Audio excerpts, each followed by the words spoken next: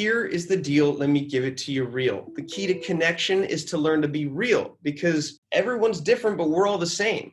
And to be perfectly imperfect, that's how you win the game. So if you only showcase good and do not share the bad, you will miss connections that you never knew you had.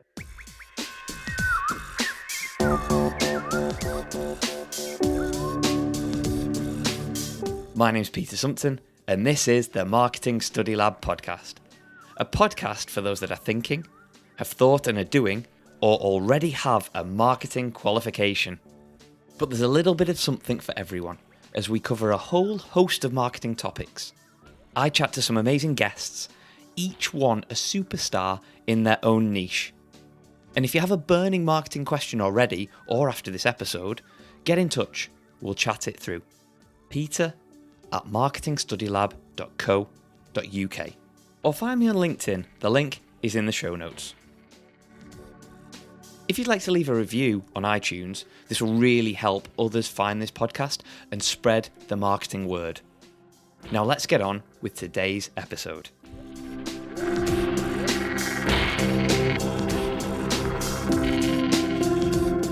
I really do love doing this podcast, so thank you so much for joining me, and I especially love these additional special episodes. Not quite sure how many times I can say special in an intro, but anyway. Ditching the act can be harder than it sounds, which is why in a new book, Ditch the Act, Ryan Foland and Leonard show us how to be our true selves, love our faults, and even use these to succeed in life, to live a more fruitful and enjoyable life. And who doesn't want that? And there's so much we can learn in terms of marketing from those statements.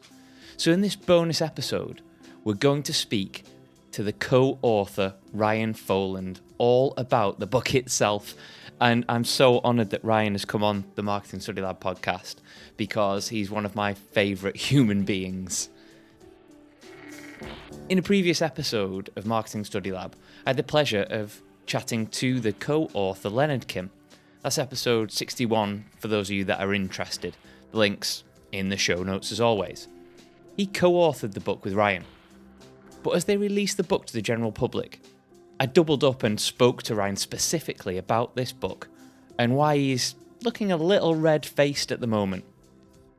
Ryan is a keynote speaker who has done no less than 4 TEDx talks. He's a personal branding expert and the creator of the 313 method, which I'll speak to Ryan about later. But if you haven't heard of it, you should definitely check it out. Again, links in the show notes, and I'll talk to Ryan about that in this episode anyway, so just listen up. Before any of that though, there's one thing that I really needed to know from Ryan. Who's a better author?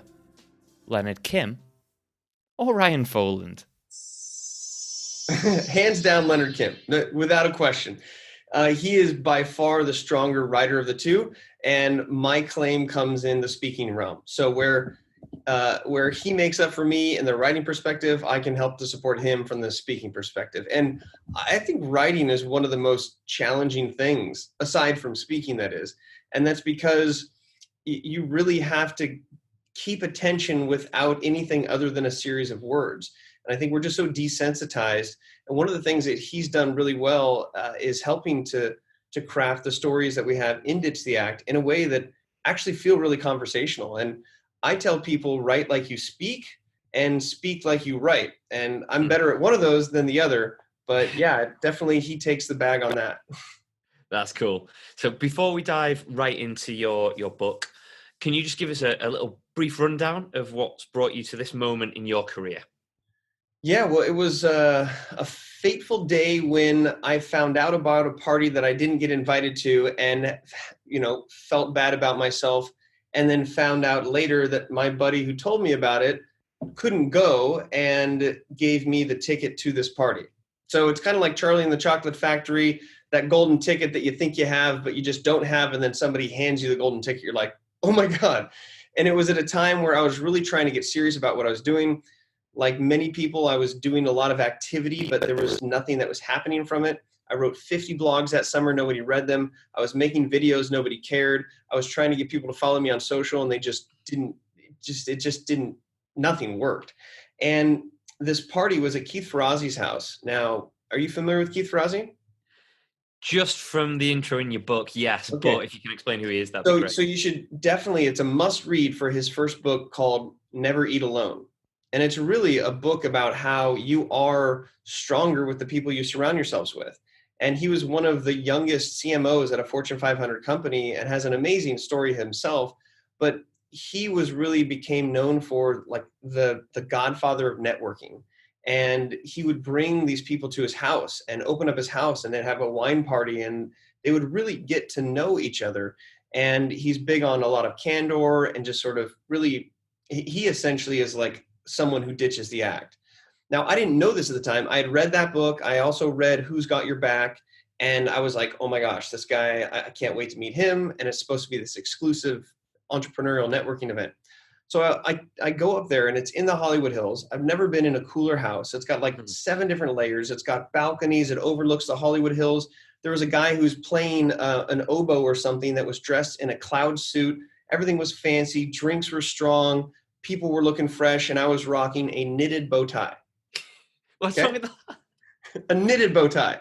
This is because I was running the entrepreneurship center at UCI at the time, and one of the student groups, they had custom knitted like pieces of clothing, but like with the bow tie, they actually would put the bow tie on a bust of Lincoln, and they'd let it sit there for a couple of days, like absorbing the energy of Lincoln, and then they'd sell it. So I was just supporting students. I'm like, I got to stand out a little bit. So I have a knitted bow tie. So I show up to this party, and I didn't know anybody, but I'm meeting people who work at Google. I'm meeting people who flew in from other places of the world just to be there that night. And I'm like super just intimidated. I'm going, yeah, okay, I'm in Toastmasters and nobody follows me on social media. So I listened. Now, Keith brought everybody into the room. There's about 70 people. And he said, put your phones away. Everybody shut your phones down for a minute. I want to share something. And then he shared something that was really personal. And everybody was like, oh, damn, oh, okay, interesting. And at that moment, I even kind of feel it now. Like there's this weird like connection to him. Like, I can't believe you just trusted me to share that. Okay. And he was like, the feeling that you feel right now is true connection. And you only connect with people when you share what doesn't go right. And he said, what we're going to do is you're all going to be assigned a plate. On the bottom of the plate is a number, and you're going to sit at one of these 7 different tables. And instead of saying, here's where everything is going right, you're going to explain what's going wrong professionally and personally. So here's all these rock star people sitting around a table, like instructed to say what's going wrong. And this is crazy.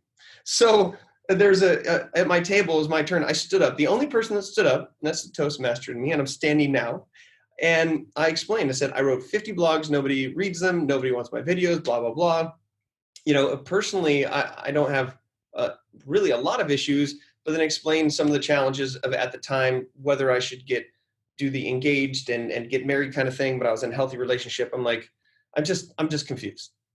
So everybody goes around the table and they all have unique issues. And this one guy stands up and says, well, I've got 10 million reads on my content, and I have all these people that are reaching out to me to speak, and I don't want anything to do with them because I'm not a confident speaker, and my girlfriend just broke up with me, so I'm pretty miserable right now, and I'm just kind of a grumpy person. And of all the people, I'm like, I could probably help that guy out. I've got game. I can help him get a girl, and speaking's my gig, so like I can help him get confident. I went up afterwards. I'm like, I'm Ryan. I met you at the table. I'll help you if you help me. That was my first words to Leonard, and he's like, okay. And we randomly ran into each other in Santa Monica a couple weeks later. We're like, hey, that's that same person. Like, okay, let's get serious. And then that was really the start of what led me to ditching the act. And he and I became business partners. We became friends. We started Influence Tree. And then when we got approached by different publications to write a book, we actually called Keith Ferrazzi. This is 2 years later. And we're like, hey, Keith, we know you're the master connector. Just heads up, we actually met at your party because of what you did. We started a business. We have a successful business. We're going to write a book. would you mind if we came and hung out at your house for a day to really sketch out and brainstorm what the book would be? We want to like channel that energy. And he's like, sure. By the way, I'm going to this comic event later on in the night if you guys want to join. And we're like, oh my God. So we went over to his house. We spent the whole day. We became more friends with him. We started to support him and what he's doing. He decided to write the forward, and it all kind of came in together. But it was a very fateful random night at that one table in that one situation, and it's been amazing since then. Wow. It's such a great story, and I think now's a perfect time to go on to talk about the book, because that is almost the intro. Leonard gives his intro and is very open about his life in the book, which is so interesting, and you give yours again, which is equally as interesting. But tell us what the book, Ditch the Act, is all about. It's about learning how to become comfortable in your own skin and realizing that when you get comfortable, that's the way that you can actually stand out. And I tell people that here is the deal, let me give it to you real. The key to connection is to learn to be real, because everyone's different, but we're all the same. And to be perfectly imperfect, that's how you win the game. So if you only showcase good and do not share the bad, you will miss connections that you never knew you had. And here I was coming from a situation trying to build a brand, trying to be like, I'm an amazing speaker. And people are like, get out of here. I'm like, look at all these articles I'm writing. They're like, get out of here. Anything I'd share would be like, look at me, look at me. And people are like, get out of here. And Leonard really helped me realize that owning my gingerness, owning my loudness, owning my awkwardness, owning the mistakes along the way, and actually taking some of the scariest skeletons from my closet that I was trying to sort of cover up with all this other stuff is actually a big part of who I am. And when people realize what I've gone through, they actually maybe have the same feeling that I had when I met Keith Ferrazzi for the first time, and he really opened up to me. And so at the end of the day, it's a business book that helps you realize you as a person, you are your own business. And people don't want to do business with businesses. They want to do business with the people. And people are fallible, and people stub their toes. I was hunting lobsters this weekend, and I gaffed myself. I misplaced a gaff on the boat, a big old hook, and I gaffed a huge chunk out of my heel. I also put my wetsuit on backwards. All kinds of other things went wrong. And it's like, those are the funny things that, like, before I would be scared of sharing. But now I'm like, yeah, when the knee pads are on the back of your knees and your buddy gives you crap after you've got all of your scuba gear on, that's when you know you've learned. So it's really just about being okay with being where you're at and who you're at as a way to stand out. And you and I have had lots of great conversations of how hard it is to create that messaging, but sometimes it's right there in the face, and we want to give people the confidence and worksheets and steps to actually do that. Absolutely. And you're the first person on this podcast to rap as well, which is, if that doesn't make it into the second book, I don't know what will. Perfect. No, and I don't think, and rapping is a form of ditching the act. You really, like, I'll wrap up on stage and like people look at me like, the hell are you doing? But I just keep going. And then it's just all about owning your whole story. Yeah. And just on that, I think it might be an English thing, but I think the American accent is primed for rapping, whereas the English one is more, we can do poetry, but that's about as far as we go. Yeah, like dramatic reading, right? Yeah. Absolutely, yeah. Fantastic. That leads me on to another question, which you alluded to when you were talking there, and that it's not just a book. There's lots of activities to get you involved when you're reading the book. Yeah. When people buy it, and they're going to, but how do you suggest they tackle these? Is it reading the whole book, stopping halfway through, getting people involved? How do you say they tackle these while reading it? So we suggest to fill out the worksheets along the way. And you'll find that after the worksheet, if you flip through the very beginning, it will say something to the extent of, are you sure you went back and really consider going back and doing that worksheet? Because they're all foundational and building blocks. One of the things that we find with our clients and people who we just want to help is that they're doing the right things, but they're doing them in the wrong order.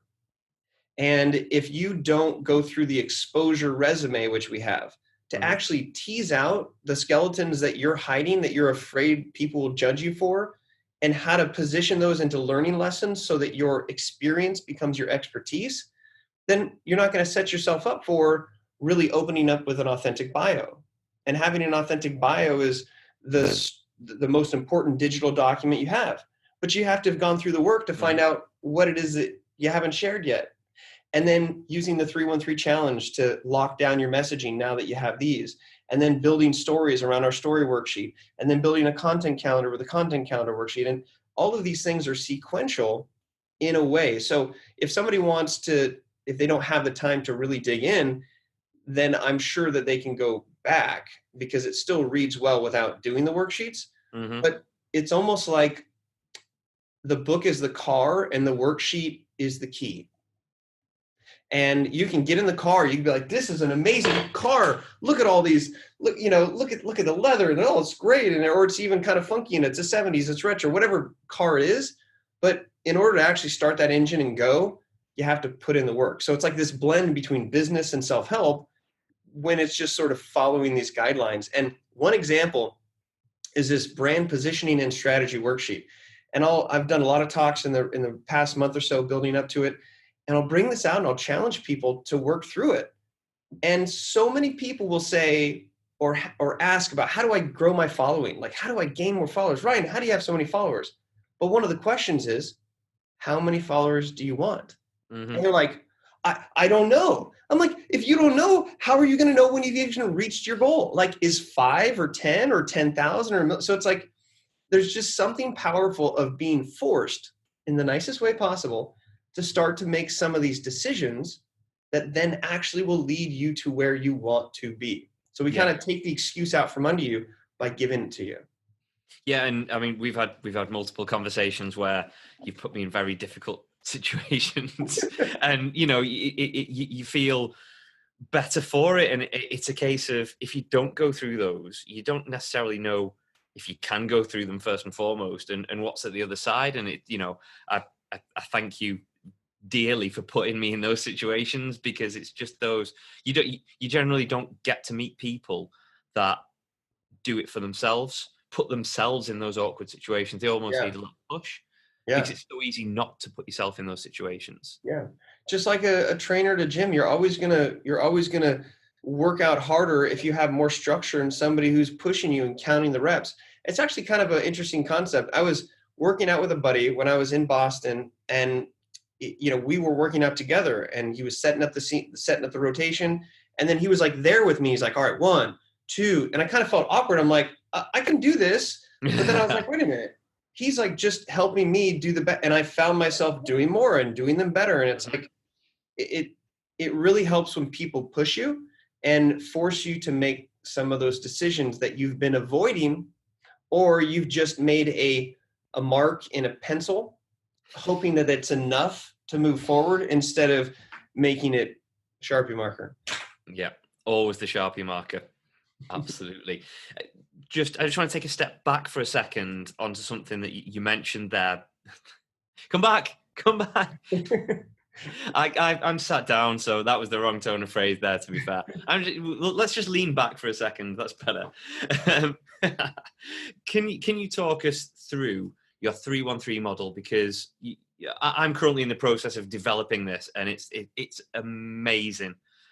So I just want everybody to know what the heck this is all about. And this is just part of what you do, but it's fundamental, I think.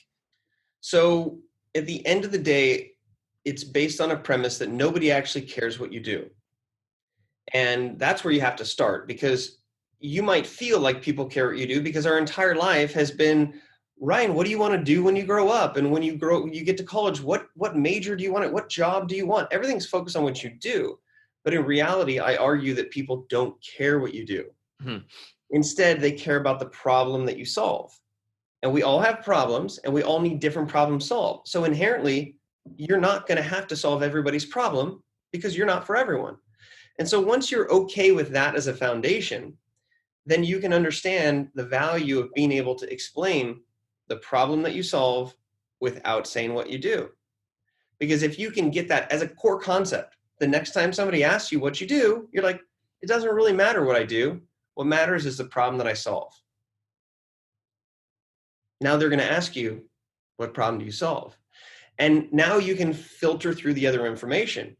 And the 313 stands for your ability to explain what you do in 3 sentences, 1 sentence, and ultimately 3 words. And it's really a core messaging to make a decision on what is the one problem that you solve. What is your one solution? And who is the target market that needs you? And do not confuse simple with easy. And you can attest to this. It's just mind-boggling when you have to put yourself into this little box. You're like, no, but I do this. No. From a communication standpoint, when you are tactical about the way that you explain what you do in terms of the problem that you solve, it gets people interested in what you do in a way that you can't necessarily originate otherwise. And if you have a business, or if you are an employee, or if you're a manager, our whole life is selling these different ideas or what we're trying to do. But if you reverse engineer and just focus on the problem, the solution, in the market in a particular way, it gives you an arsenal or a tool. You're in like a video game like Fortnite, and you have all these different weapons that you've got strapped, and like at a push of a button, you can say what you do in a sentence, and then comes over and it's hand-to-hand combat, and you're talking about think of me as this of this. Mm-hmm. And at the end of the day, it's a challenge. And in fact, I have a podcast called the 313 Challenge, where I work people through this process. Simple questions with very difficult answers. But once you answer them, you're like, there it is. That's it right there. And so in the book, we talk about how, from a branding standpoint, people don't really care that you're a speaker, but they care about the problem that you solve while you're speaking. And so by teasing that out and being able to get that core communication down, like, you just all of a sudden become free of that scramble when somebody asks you what you do, and you're like, but no, I didn't say that. You go home and you're like, so it gives you some bumpers in the bowling lane when it comes to trying to strike out in the conversations that you have. And I'll put that link in the show notes to the video where you are talking someone through the 313 model, because it gave me comfort in knowing that I wasn't the only one to, when you ask, okay, what's the problem that you solve? They're a little bit, I do this and I can provide this, and we do this for them, and you're bored already. And I go, burn, that's what you do, not the problem that you solve. So there's lots of burn, but I say it's a tough love. It's a And you know, last time you did that stuck with me. So every time that I think about, okay, how can I make this better? I think, no, it's tough love. It's just tough love. Yeah. I love that. Yeah. Brilliant. Okay, Ryan, I want to go into some quick fire questions now, because you've filled us in on the book. We've gone through 313 model. So hopefully this is a bit quicker and a bit, yes, absolutely. Knuckles at the ready. You can't hide though. Need a buzzer for this, I think. I'm working. You can't hide. Okay, please come back. Yeah. Okay, right. Serious time, kind of. Name one must-read business book. 4-Hour Workweek. What was the last thing you Googled? How to cook a lobster. I'm glad you told that story previously, and that would have been a little bit weird. What would be the one tip for people who are studying? And this is something that worked for me, is to reward yourself. And for me, one example is that when I would get through a large paper that I have to do, I would take peanut M&Ms and I'd line them up on the top of the keyboard. Okay. Like at the end of the day, like, it's risk and reward, right? It's all about that. So I would get through I'd say, all right, every 2 pages I can have an M&M. So I'd be like, oh God, that's good. I'm going to do it again. And when it comes to, if you're not writing a paper, it's about celebrating those little victories and sort of rewarding yourself. So I have a tendency, or had a tendency, to like, okay, you get this win, you get the 2 pages down, or you get the speaking gig. You're like, okay, cool. Now what? But you have to stop and be like, woo, I got it. Right. And so celebrating your wins and taking the time to do that is going to create the space to let your brain work, because a stressed brain is not a creative brain. Oh, love it. Absolutely love it. If you could tell your 10-year-old self one thing, what would it be? Wear more sunscreen. Yes. Because I know when I'm 60, I'm going to be like, gosh. And I say that because the back of if I look a little lobsterish, that's because I've been hunting lobsters, and the back of my neck is very red from being in the water for hours. But yes. So they usually say that people look like the dog, whatever you've been catching over the weekend. Yeah, I look like a ginger lobster for sure. Brilliant. I love it. Okay, Ryan. Final question. This should be an easy one. If people want to find out about you, buy the book, all that kind of stuff, how can they find you? So they can find me at ryan.online. Nice and easy, right? Brilliant. Ditch the Act, go to ditchtheact.com. That's it. Oh, okay. Wanted a bit more there, but there you go. No, that's perfect. It couldn't be easier. So there you go. For people that are audio, Ryan's got Ditch the Act on his forehead, and it's not because he used sunscreen to write Ditch the Act. It's actually stuck into his forehead because that's the guy he is, and he's amazing and superb. And I thank him so much for being on this podcast. Absolute pleasure. People, go and buy the book. You won't regret it. I'm about halfway through it, scribbling notes all the way through it. It's just amazing stuff. Ryan, thank you so much for joining me. Absolute pleasure. All right. And one question for you. If you had to describe yourself in the fewest amount of words possible, what would you describe yourself as? Oh, without a doubt, I am the Lego master of marketing. Brilliant. We'll leave it at that. Thanks, Ryan. All right. Adios.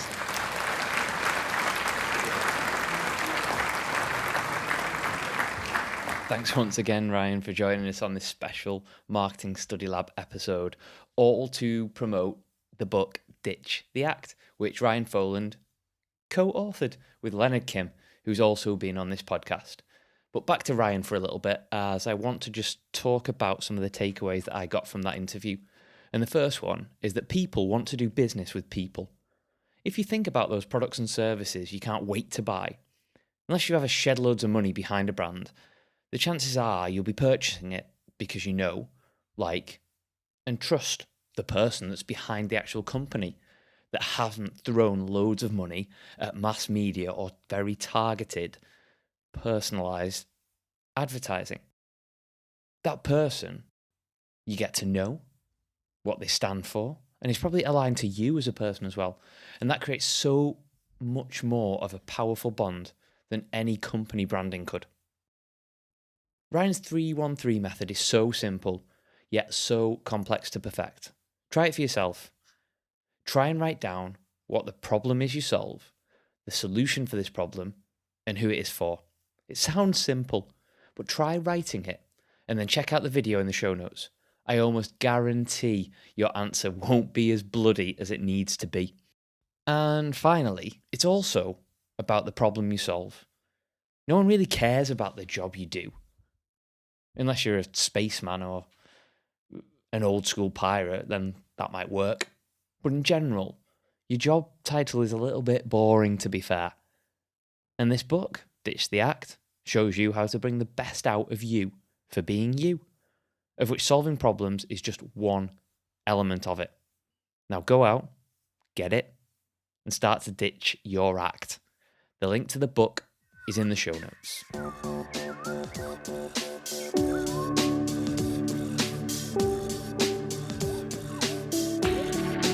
Thank you so much for joining us today on Marketing Study Lab. It really means the world that you're listening to this out there. And hopefully I've provided you some value. If you're looking to know more about what Marketing Study Lab does and is about, go to marketingstudylab.co.uk or get in touch with me personally, LinkedIn, Facebook, Twitter, or feel free to email me at peter@marketingstudylab.co.uk. Happy marketing.